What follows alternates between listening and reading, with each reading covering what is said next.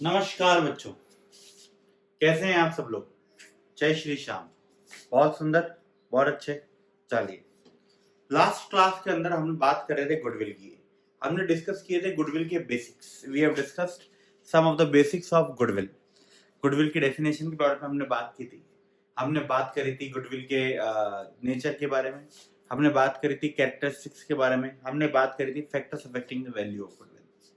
आज हम बात करेंगे types of goodwill. Today we are going to start a discussion about types of goodwill. If we are talking about types of goodwill,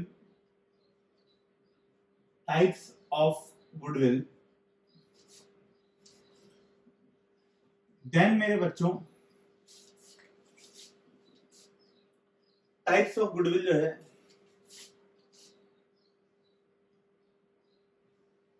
इसमें दो तरीके के टाइप्स हैं।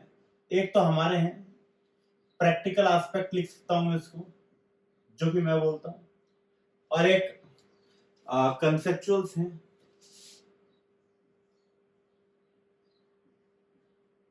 दो आधार पे मैं आपको टाइप्स ऑफ गुडविल समझाऊंगा। एक तो बुक में लिखे हुए होंगे और एक बुक में नहीं लिखे हुए होंगे। प्रैक्टिकली गुडविल दो तरीके की होती है। एक तो होती है सेल्फ जनरेटेड गुडविल,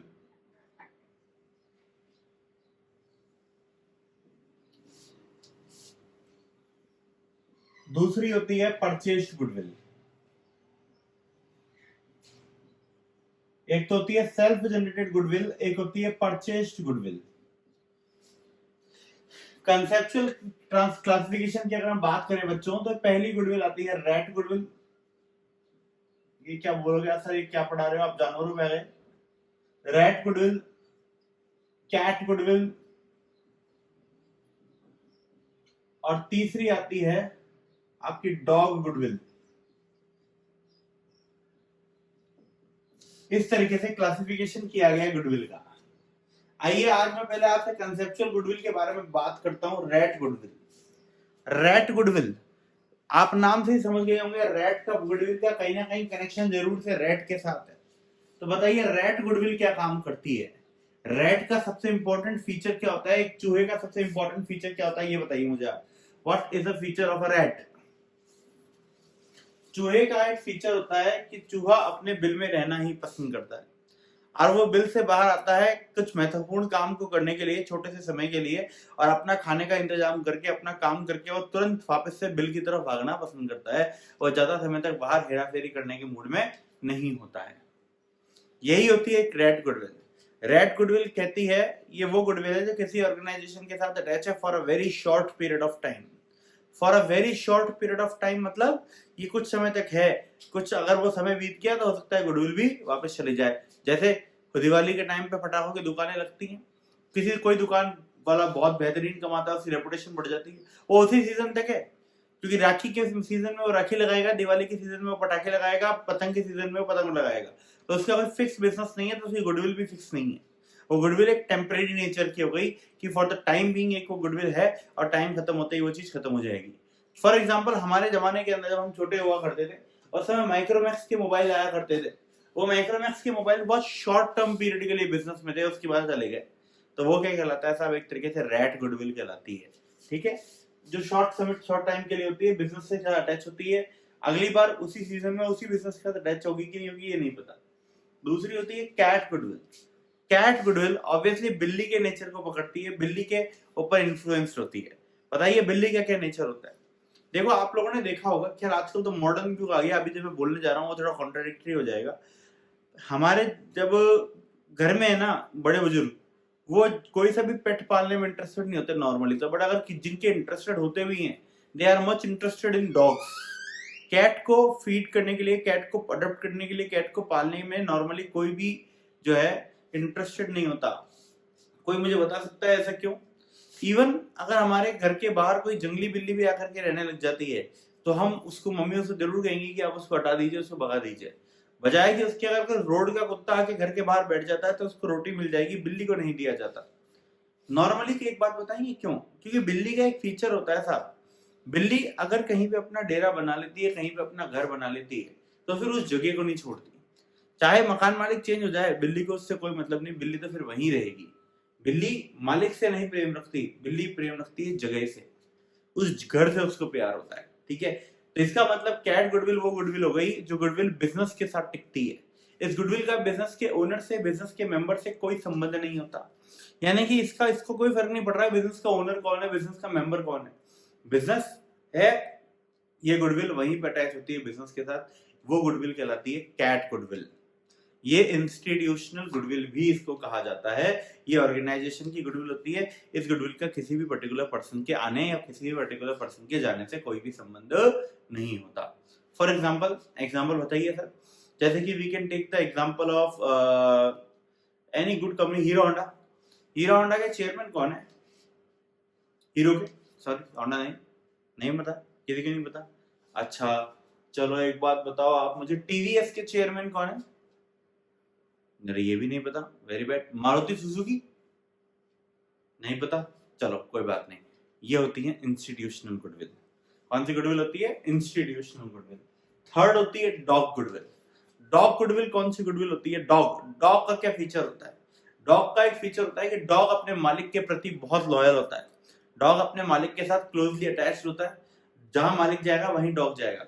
डॉग को जगह से प्यार होता है? नहीं, डॉग को ओनर से प्यार होता है। यानी कि ये वो गुडविल है जो किसी एक पर्सन पे डिपेंड करती है। अगर वो पर्सन ऑर्गेनाइजेशन में है तो ऑर्गेनाइजेशन की गुडविल है, अगर वो पर्सन ऑर्गेनाइजेशन में नहीं है तो ऑर्गेनाइजेशन की भी गुडविल नहीं है। वो गुडविल कहलाती है dog goodwill. Example, Steve Jobs Apple, Ratan Tata Tata group, Mukesh Ambani Reliance, ये सब डॉग गुडविल के क्या हैं? एक अच्छे एग्जांपल बन जाते हैं। ठीक है, तो हमारे तरफ से मार्केट में जिस तरीके से गुडविल को जज किया जाता है, 3 तरीके की गुडविल को हम बांटते हैं, रैट, कैट एंड डॉग। अब बताइए आपके हिसाब से आपके बिजनेस की कौन सी गुडविल होनी चाहिए? रैट और कैट या डॉग में से कौन सी होनी चाहिए? मेरे हिसाब से होनी चाहिए from the business view point cat goodwill and from the person view point dog goodwill.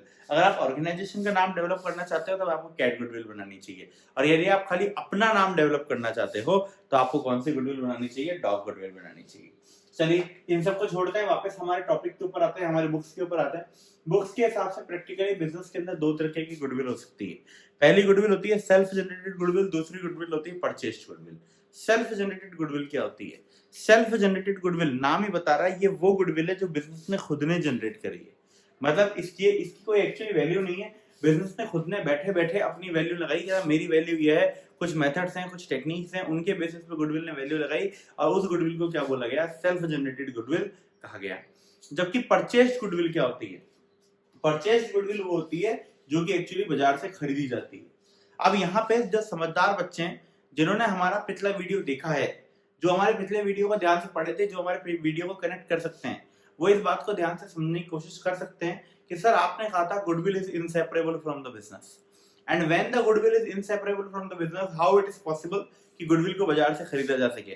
कोई गुडविल कोई चना नहीं है, कोई गेहूं नहीं है, कोई चावल नहीं है, कोई चीनी नहीं है कि डिपार्टमेंटल स्टोर पे मिल रही है, भैया आधा किलो गुडविल देना, भैया 1 किलो गुडविल देना, भैया 10 लाख रुपए गुडविल देना, भैया 20 लाख की गुडविल देना। No, goodwill is attached to the particular business. Then how it could be possible that the goodwill can be purchased from the market? Obviously, I told you, goodwill is inseparable from the business. Goodwill को business से बिल्कुल inseparable है, business के साथ ही रहेगी, जब भी जाएगी बिजनेस के साथ ही जाएगी। कभी कभार बिजनेस चलते हुए बिजनेस को टेक ओवर कर लेता है, हम किसी रनिंग बिजनेस को टेक ओवर कर लेते हैं। जब हम उसके रनिंग बिजनेस को टेक ओवर करते हैं उस समय गुडविल भी खरीदी जाती है। अब गुडविल की वैल्यू कैसे निकाली जाएगी उसके लिए कुछ मेथड्स दिए मैं। गुडविल कई बार एग्रीड होती है, जो दोनों के बीच में प्री डिसाइडेड है, और कई बार एग्रीड नहीं होती। जब एग्रीड नहीं होती तब गुडविल को कैसे निकाला जाता है? तब गुडविल को कैलकुलेट किया जाता है परचेज गुडविल के अंदर excess of purchase consideration over net worth. जितना पैसा आपने ज्यादा दिया है उसकी एक्चुअल वैल्यू के, वही गुडविल है। फॉर एग्जांपल, हमने किसी बिजनेस को खरीदा, उस बिजनेस की नेटवर्थ यानी कि एसेट और लायबिलिटी मिलाकर के निकल के आता है 10 लाख रुपए, हमने उसको परचेज कंसिडरेशन दे दिया 12 लाख रुपए, तो गुडविल क्या हो गई साहब? 2 लाख रुपए की हो गई, वो है परचेज गुडविल। यानी कि परचेज गुडविल का नॉर्मल फॉर्मूला क्या हो गया? Purchase goodwill is excess of purchase consideration, PC नहीं लिखूंगा वरना फिर प्रियंका चोपड़ा समझ लेगा, ओवर इट्स नेटवर्थ। वो क्या होता है? परचेज गुडविल होती है। वो गुडविल जो कि नेटवर्थ जब परचेज कंसिडरेशन से कम होती है तो वो एक्स्ट्रा पैसा जो दिया है वो क्या कहलाता है, आपकी परचेज्ड गुडविल कहलाती है। अब कौन सी चीज ऑथेंटिक है, सेल्फ जनरेटेड ऑथेंटिक है कि परचेज गुडविल ऑथेंटिक है? एक दफे वापस समझा देता हूँ। सेल्फ जनरेटेड गुडविल वो गुडविल होती है जो बिजनेस खुद जनरेट करता है, जिसके पीछे कोई बेस नहीं है, जिसके पीछे कोई पैसा नहीं दिया गया, जो कहीं से ली नहीं गई है, जो खुद ने मन में आया, कुछ मेथड्स यूज करे और उनको कैलकुलेट कर ली, वो गई आपकी सेल्फ जनरेटेड गुडविल। जबकि परचेज गुडविल वो गुडविल होती है जिसके लिए एक्चुअल मनी और money worth has been paid, जिसके लिए आपने पैसा चुकाया है, जो जिसके लिए आपने किसी से खरीद करके उसके बदले कुछ पैसा दिया है, लाइक एनी अदर एसेट, वो होती है आपकी परचेज्ड गुडविल। ठीक है, अब इन दोनों में से ऑथेंटिक कौन सी है? तो AS26 इंटेंजिबल एसेट्स ने कहा है कि भैया self generated goodwill can never be recorded in the books of accounts, because इसके पीछे बेस क्या है? क्या इस गुडविल को मार्केट में किसी ने रिकॉग्नाइज किया है? नहीं। तो ये कौन सी, ये क्या हो गई साहब, आपकी सेल्फ जनरेटेड गुडविल। सिर्फ आपके इंटरनल काम में आती है, यानी कि रिकॉन्स्टिट्यूशन के वक्त काम में ली जा सकती है, आपस में पार्टनर्स को गुडविल का एडजस्टमेंट करना हो तो लिया जा सकता है। उसके अलावा बाहर वालों के लिए, पार्टनर्स के अलावा किसी भी पर्सन के लिए इस गुडविल की कोई वैल्यू नहीं होती, यानी कि ये गुडविल किसी भी तरीके से अकाउंटिंग पर्पस में काम में नहीं है for outsiders. That is why this goodwill can never be recorded in the books of accounts. के साथ सेल्फ जनरेटेड गुडविल को कभी भी बुक्स ऑफ अकाउंट्स के अंदर रिकॉर्ड नहीं किया जा सकता। तो आज क्या नियम समझा हमने कि साहब सेल्फ जनरेटेड गुडविल को कभी भी बुक्स ऑफ अकाउंट्स के अंदर रिकॉर्ड नहीं करते। It is never going to be recorded in the books of accounts. अब एक बच्चा सवाल पूछा वापस से, जिसने मेरी अभी वाली बात ढंग से नहीं सुनी थी, कि सर जी एक बात बताओ, फिर सेल्फ जनरेटेड गुडविल निकालें क्यों? तो मैंने अभी अभी बताया था, सेल्फ जनरेटेड गुडविल को पार्टनर सिर्फ अपने इंटरनल काम में ले सकते हैं, like change in PSR, like retirement, death, admission, dissolution, उस समय इसको काम में लिया जा सकता है। उसके अलावा सेल्फ जनरेटेड गुडविल का कोई भी यूटिलिटी नहीं होती है। अब कैसे काम में लिया जाएगा वो तो हम देखेंगे अभी। Purchase goodwill can B recorded in the books of accounts. Yes, purchase goodwill can be recorded in the books of accounts because actual money or money's worth has been paid for it, but its life is also restricted by the AS26. A purchase goodwill can only be recorded for a specific period of time, like 5 years. Within 5 years we have to write it off, otherwise it would be written off fully in the 5th accounting year after it's purchased. क्योंकि goodwill हमेशा market में fluctuating होती है। Goodwill is not reliable like any other asset. आपने machine खरीदी 1 लाख रुपए की, नाना करते हुए 90 में, 80 में, 70 में तो बिकेगी कुछ समय बाद, बट गुडविल खरीदी थी 1 लाख रुपए की, कितने में बिकेगी? Nobody else can predict it. तो गुडविल अनप्रेडिक्टेबल होती है, अनट्रस्टफुल होती है, इसलिए उसको ज्यादा समय तक बुक्स में रखा नहीं जा सकता। ये था हमारा टाइप्स ऑफ गुडविल। ठीक है, एक बार चाहें तो इसको कॉपी कर लें सो दैट हम आगे बढ़े, कुछ और देखें।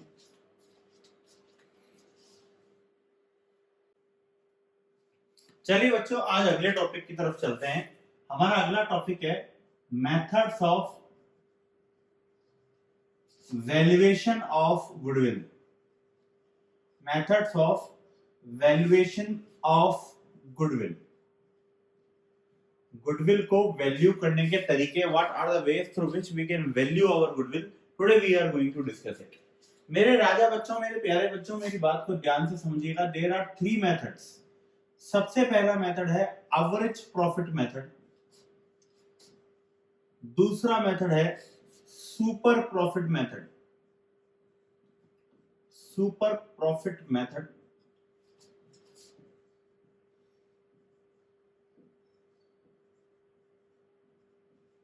और तीसरा है capitalisation method.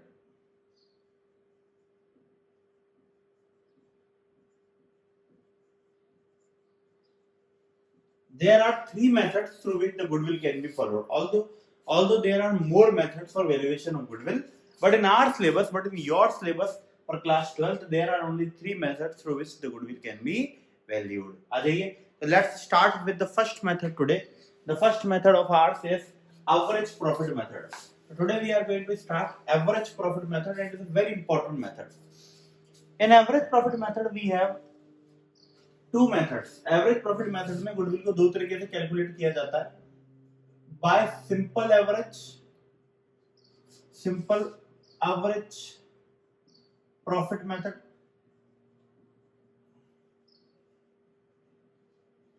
And number 2 is weighted average profit method. ये सिंपल एवरेज और वेटेड एवरेज नॉर्मली क्या होता है, ये आपने लास्ट ईयर स्टैटिस्टिक्स के अंदर पढ़ा होगा आई बिलीव। नहीं पढ़ा था तो 11th क्लास का सीरियसली लेना चालू कर दीजिए। खैर आप कैसे लेंगे यार, लेकिन अपने जूनियर से जरूर सजेस्ट कीजिए कि इट इज वर्थवाइल, क्योंकि ये मैं यहाँ डिस्कशन नहीं करूंगा, इसका डिस्कशन आप लोग ऑलरेडी 11th क्लास में कर चुके हो। सिंपल एवरेज के हिसाब से गुडविल का फॉर्मूला था goodwill equals to simple average profit multiplied by number of years purchased।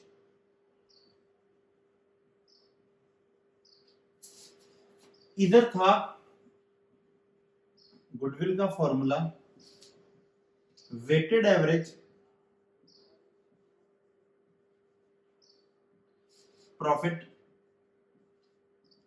Multiplied by number of years purchased। अब यहां मन में एक सवाल जरूर उठ रहा होगा, what is the meaning of number of years purchased? Sir ये number of years purchased का मतलब क्या है? number of years purchased का मतलब है that for how many years the firm will be able to earn the same amount of profit because of its past effort after the change of ownership या change in deed। हाँ sir, कि साहब अगर ownership change हो जाए या फिर अभी जो माहौल है वो माहौल चेंज हो जाए, तो उस चेंज होने के बाद भी फर्म के पुराने किए गए काम से पुराना वाला ओनर नए वाले ओनर को कितना अश्योर करता है कि मेरी वजह से तू कम से कम इतने सालों तक इतना पैसा तो कमा ही लेगा।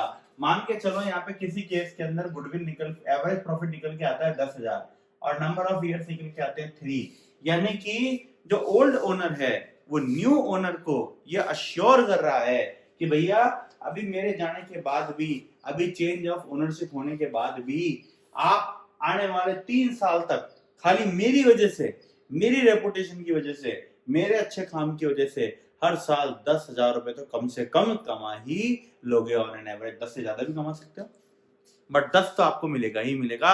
यानी कि मेरे काम की वैल्यू क्या हुई, यानी कि मेरी फर्म की गुडविल क्या हुई, 30,000 रुपए। यह है नंबर ऑफ ईयर्स परचेज का फॉर्मूला। ये क्या है, नंबर्स ऑफ ईयर्स परचेज का मेथड। आ जाइए, मतलब आइए एक बार ये दोनों फॉर्मूले कॉपी कर लीजिए बच्चों, फिर हम आगे बढ़ेंगे सिंपल एवरेज लेकर के।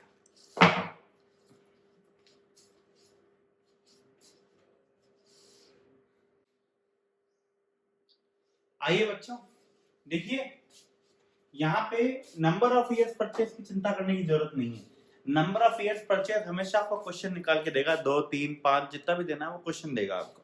बट यहाँ पे आपके लिए कैलकुलेशन होगी, वो कैलकुलेशन होगी सिंपल एवरेज की और वेटेड एवरेज की। किसकी कैलकुलेशन होगी, सिंपल एवरेज की और वेटेड एवरेज की।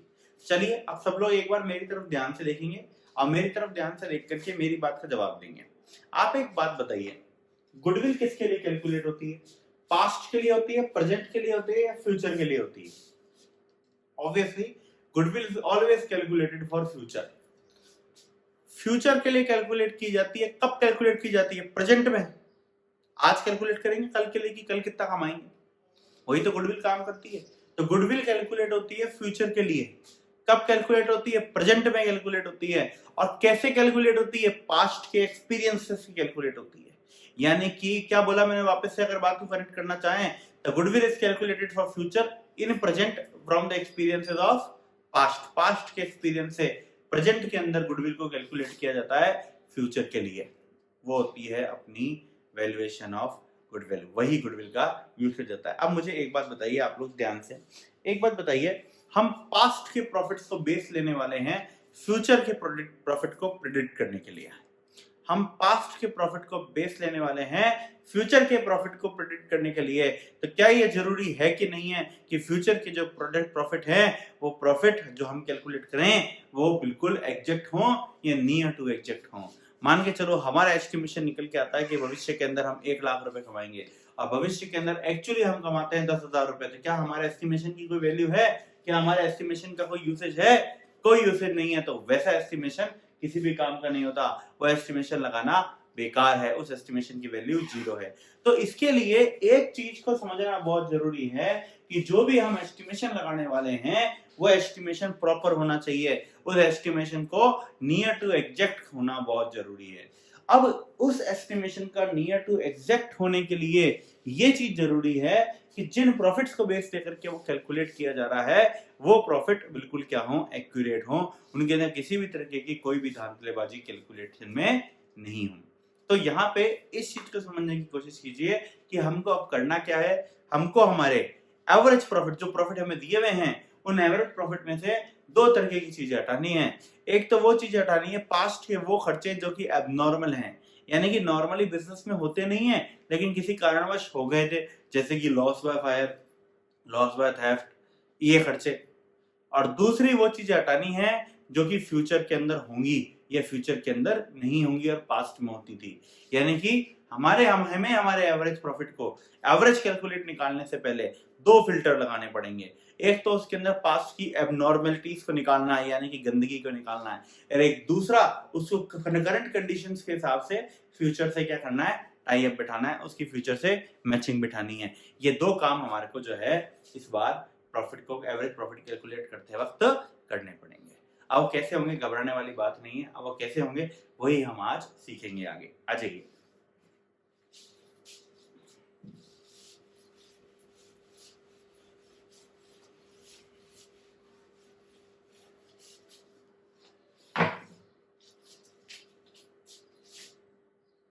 Calculation of average profit.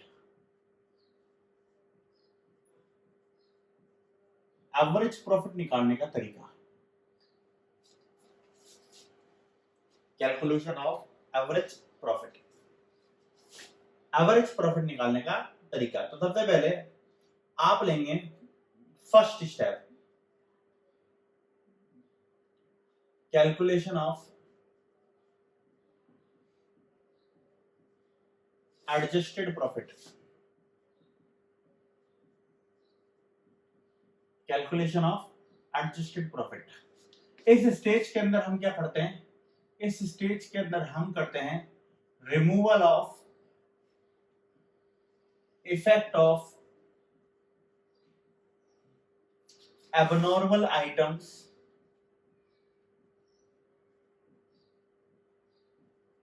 from the profits, removal of effect of abnormal items from the profits, profits में से abnormal items का इफेक्ट हटाना है आपको। यानी कि आपको प्रॉफिट दिया हुआ ये रहा, नेट प्रॉफिट। अब पास्ट के अंदर किसी तरीके का कोई एबनॉर्मल एक्सपेंस हुआ था, एबनॉर्मल एक्सपेंस हुआ था, जैसे मान लो लॉस बाय थेफ्ट हुआ था, तो उस लॉस बाय थेफ्ट ने प्रॉफिट को गिराया होगा कि बढ़ाया होगा, एक बात बताइए। उस एबनॉर्मल प्रॉफिट ने, उस एबनॉर्मल लॉस ने प्रॉफिट को गिरा दिया होगा, प्रॉफिट की वैल्यू को डाउन कर दिया होगा। तो आपको प्रॉफिट की उस वैल्यू को क्या करना है, अप करना पड़ेगा वापस से। तो यहाँ पे आप एबनॉर्मल लॉसेस या एक्सपेंसेस को एड बैक करेंगे, माइनस कर दीजिए एबनॉर्मल इनकम्स या गेन्स, तो आपका निकल के आ जाता है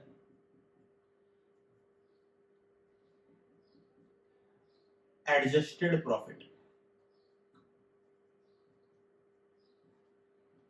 क्या निकल के आ जाता है, एडजस्टेड प्रॉफिट।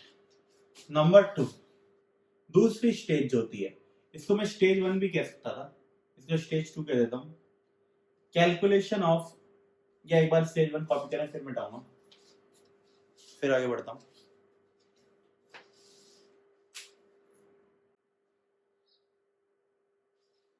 चलिए बच्चों, नेक्स्ट स्टेज यानी कि स्टेज नंबर 2 के अंदर हम कैलकुलेट करेंगे कैलकुलेशन ऑफ फ्यूचर मेंटेनेबल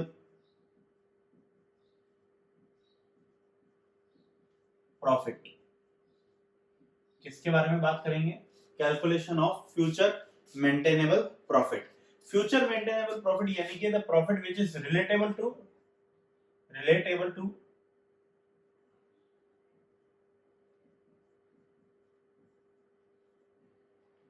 जो कि भविष्य से रिश्ता रखता है, यानी भविष्य से मिलता जुलता है। इसके अंदर क्या करना पड़ेगा आपको, इसके अंदर आपको जो नेट प्रॉफिट दिया हुआ होगा उस नेट प्रॉफिट में से ये एडजस्टमेंट करना पड़ेगा, ध्यान से देखना।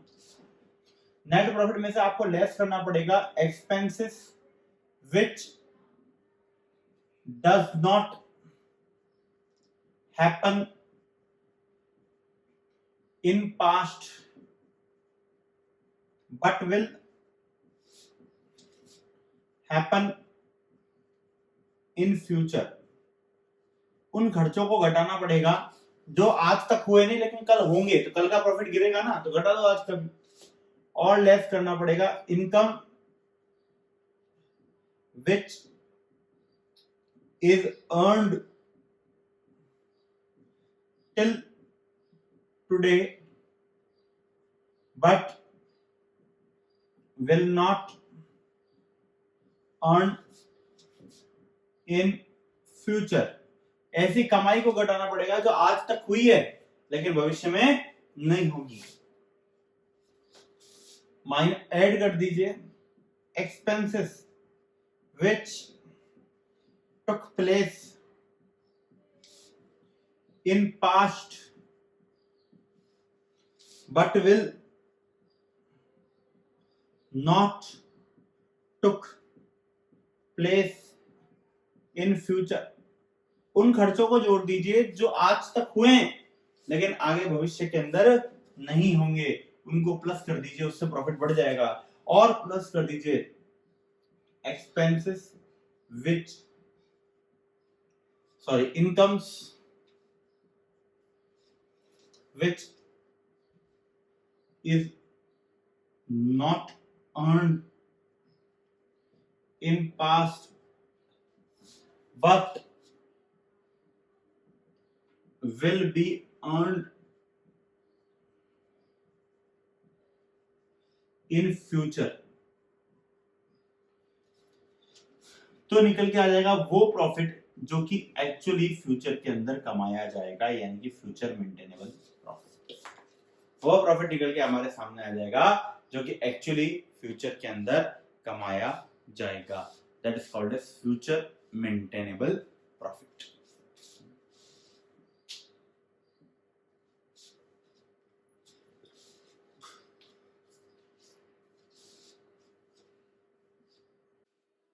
आई होप बेटा आपको एवरेज प्रॉफिट मेथड समझ में आया होगा। इसकी और एक्सप्लेनेशन को मैं समझाऊंगा कुछ क्वेश्चंस के साथ।